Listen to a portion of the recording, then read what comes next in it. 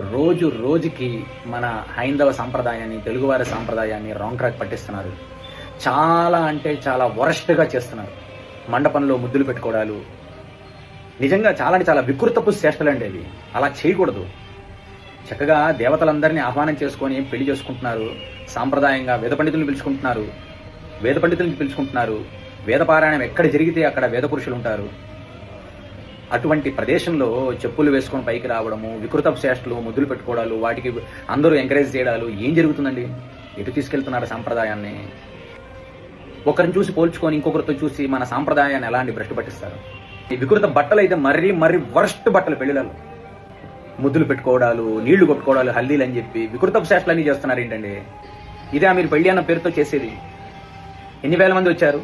ఎన్ని వందల పదార్థాలు పెట్టాము? ఇది కాదమ్మా. మీరు సశాస్త్రీయంగా చేసుకోవాలనుకున్నప్పుడు, వేద పండితులను పిలిచినప్పుడు బేసిక్ థింగ్స్ ఫాలో అవ్వండి. పిచ్చి పోకడలకు మాత్రం ఎంకరేజ్ చేయకండి. లేదు మాకు అలానే కావాలనుకుంటే బ్రాహ్మణులు పిలవకండి. ఫోటోగ్రాఫర్స్ మిగతా ఇతరత్ర పెట్టుకొని చేసుకోండి.